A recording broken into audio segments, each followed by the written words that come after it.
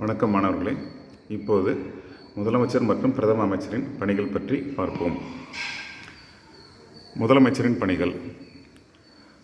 பெரும்பான்மையான சட்டமன்ற உறுப்பினர்களால் முதலமைச்சர் தேர்ந்தெடுக்கப்படுகின்றார். இவரே மாநிலத்தின் உண்மையான தலைவர். முதலமைச்சர் உறுப்பினர்களிலிருந்து தகுதியான நபர்களை அமைச்சர்களாக பணியமர்த்துகிறார்.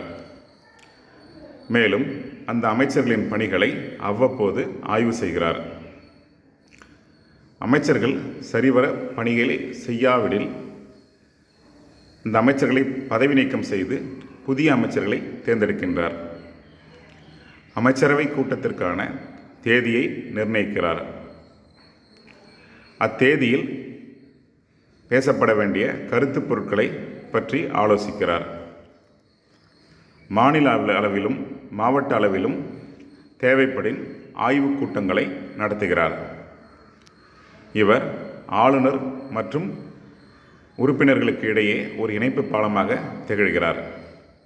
இது போன்ற எண்ணற்ற பணிகளை முதலமைச்சர் மேற்கொள்கின்றார். இவ்வினாவில் முதலமைச்சர் என்பதற்கு பதிலாக பிரதம அமைச்சர் என்றும், சட்டமன்ற உறுப்பினர் என்பதற்கு பதிலாக நாடாளுமன்ற உறுப்பினர் என்றும், ஆளுநர் என்பதற்கு பதிலாக குடியரசுத் தலைவர் என்றும் எழுதப்படின் அது பிரதம அமைச்சரின் பணிகளாக கருதப்படுகிறது. நன்றி.